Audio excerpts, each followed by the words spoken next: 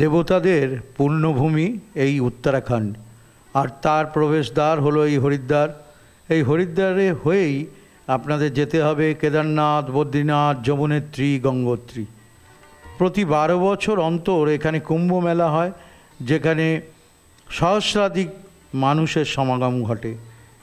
আপনারা চাইলে এই কলকাতা থেকে সরাসরি বিমানে করে দেহরাদুন পৌঁছাতে পারেন, সেখান থেকে হরিদ্বার।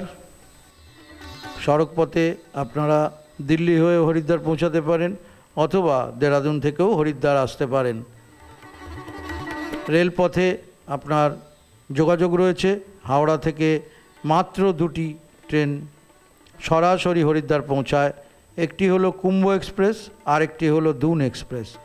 কুম্ভ এক্সপ্রেস সপ্তাহে 5 দিন, আর বাকি 2 দিন উপাসনা এক্সপ্রেস হরিদ্বার আসে। কুম্ভ এক্সপ্রেস দুপুর 1টায় হাওড়া স্টেশন থেকে ছেড়ে পরের দিন বিকেল 3টে হরিদ্বার পৌঁছায়, আর উপাসনা এক্সপ্রেস হাওড়া থেকে ওই একই সময় ছেড়ে আবার ওই 3টের সময়ই হরিদ্বার এসে পৌঁছায়।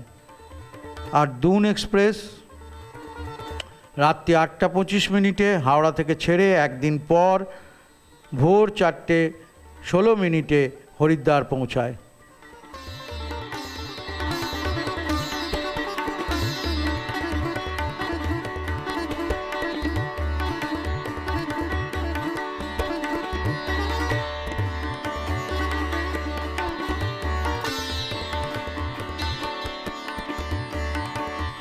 আপনারা চাইলে আরও একটি ট্রেন যেটি দিল্লি হয়ে যায়, তারও বিস্তৃত বিবরণ এখানে আমি দিয়ে দিলাম, আপনারা দেখে নেবেন। আর আপনারা দিল্লি থেকে চাইলে সরাসরি বেশ কয়েকটি ট্রেন আছে, তার মধ্যে দিল্লি থেকে সরাসরি মুসৌরি আপনারা পৌঁছাতে পারেন, ওখান থেকে হরিদ্বার যেতে পারেন, যেটা হচ্ছে গিয়ে মুসৌরি এক্সপ্রেস। তারও বিবরণ এখানে রইল, আপনারা দেখে নেবেন।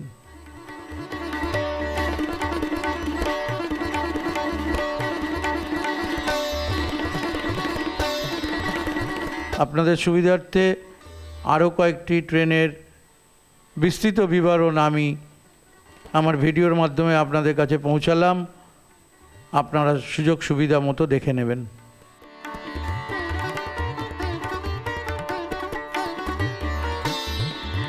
হরিদ্বারে এসে আপনারা থাকবেন কোথায়? হরিদ্বারের হোটেলগুলি মূলত 2 ভাগে বিভক্ত। একদিকে হলো হরিদ্বার স্টেশনের আশেপাশে, আর আরেকদিকে হলো গঙ্গার ধারে। তো যদি আপনারা চান তো ধর্মশালা অনেক আছে, সেখানেও থাকতে পারেন। একেবারে গঙ্গার তীরে রয়েছে হোটেল গঙ্গালহরী, আর রয়েছে আনন্দ নিবাস, ভাড়ার তালিকা দেওয়া রইল। বেরিয়ে পড়লাম আজকে আমরা সাইট সিনের জন্য। হরিদ্বারের বিভিন্ন সাইট সিন আজকে করব। আমাদের হোটেল থেকে বেরিয়ে পড়লাম, এগিয়ে চলেছি বিভিন্ন জায়গাগুলো দেখবার জন্য। সঙ্গে নিয়েছি আপনাদের, দেখাবো নতুন নতুন জায়গা, চেষ্টা করব সব জায়গাগুলোতে পৌঁছাবার। সঙ্গে থাকুন, দেখতে থাকুন ডেস্টিনেশনস আনলিমিটেড।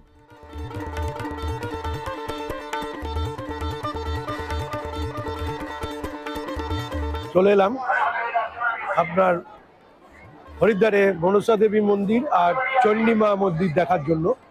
যাই হোক, এখানে এসে আপনাদের প্রথম যেটা করতে হবে সেটা হচ্ছে এখানে টিকিট কাউন্টার আছে।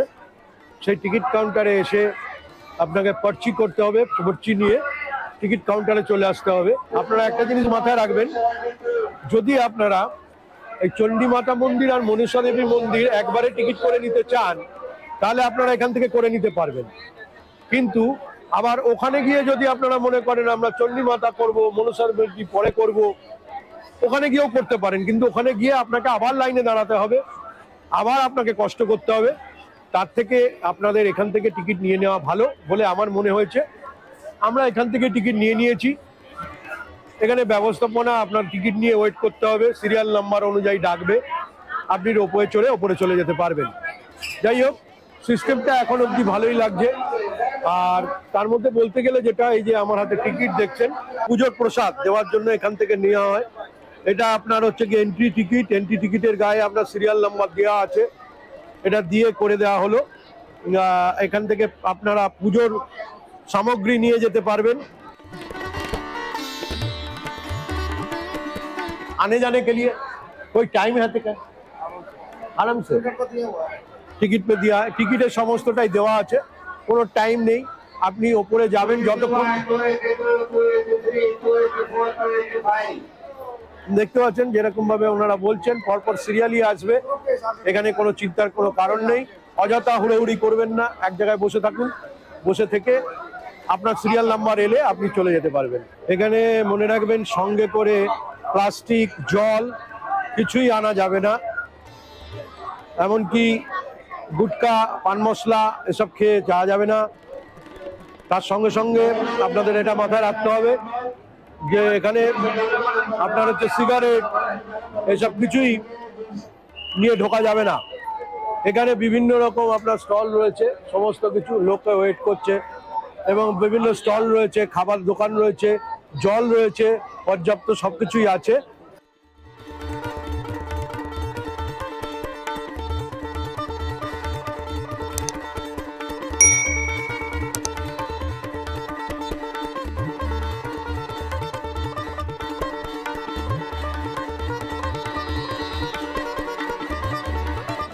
অবশেষে চলে বসলাম রোপওয়েতে, চলেছি আপনার চণ্ডী মাতা মন্দির আর মনসা মন্দির দেখতে।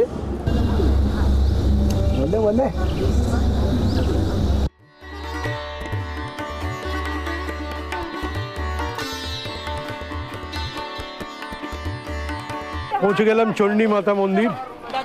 এখানে আপনার সামান আছে পুজোর, যারা চান তারা এখান থেকে নিয়ে যেতে পারেন। 20 वाला भी है, 50 वाला भी है, 100 वाला भी है, 150 वाला भी है, 250 वाला भी है, 550 वाला भी है।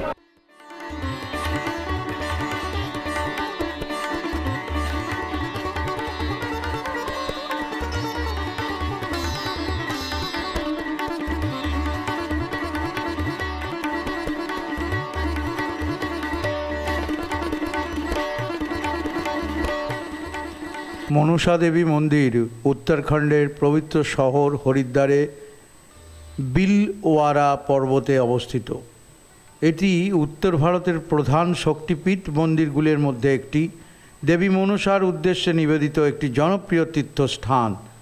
এটি সতী মায়ের মাথার অংশ পতিত হওয়ার স্থানের সঙ্গে সম্পর্কিত একটি শক্তিপীঠ হিসাবে পরিচিত।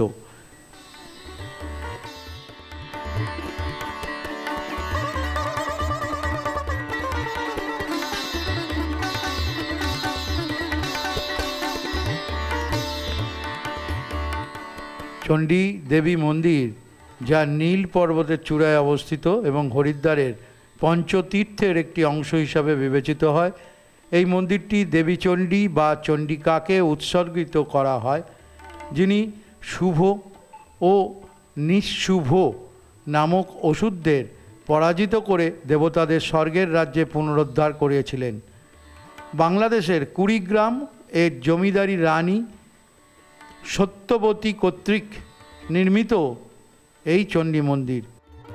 চণ্ডী মাতা দর্শন করার পরে যদি আপনাদের লাঞ্চ না হয়ে থাকে, এখানে আপনারা লাঞ্চ করে নিতে পারেন। লাঞ্চের মোটামুটি সমস্ত কিছু অ্যারেঞ্জমেন্ট এখানে পাওয়া যায়, সবই নিরামিষ জানবেন। আর একটা হচ্ছে যে যদি আপনার ফল, এই দেখুন আমাদের শ্রীরামপুরের ছেলে, কি নাম ভাই আপনার? আচ্ছা, যাই হোক, শ্রীরামপুরের ছেলে ফলের দোকান, ফলও আছে। এই যে ফলটা আমাকে দিচ্ছেন উনি, এটা 50 টাকা দাম। তো আপনারা যদি মনে করেন যে দুপুরের দিকে একটু ফল খেয়ে নেবেন, সেটাও করতে পারেন।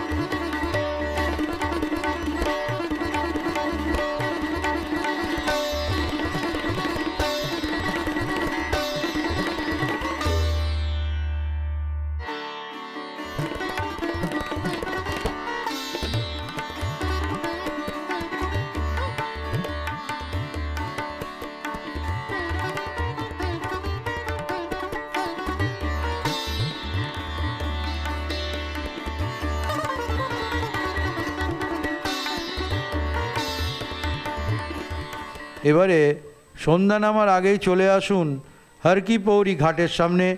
সমস্ত প্রস্তুতি সেরে সঠিক জায়গা দেখে বসে পড়ুন সেই বিশ্ববিখ্যাত গঙ্গা আরতি দেখতে। তারপর শুধু বিস্ময় আর ভালো লাগা।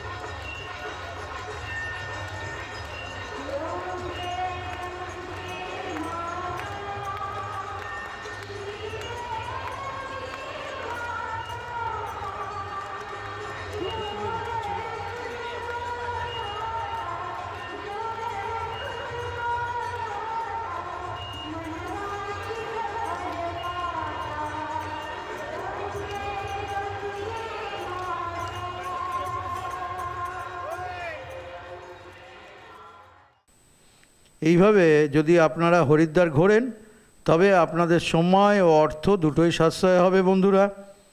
আজ তবে এই পর্যন্তই। দেখা হচ্ছে আগামী কোনো একটা পর্বে আর নতুন একটা জায়গাকে সঙ্গী করে। ততক্ষণ সবাই ভালো থাকবেন, সুস্থ থাকবেন আর দেখতে থাকবেন ডেস্টিনেশনস আনলিমিটেড।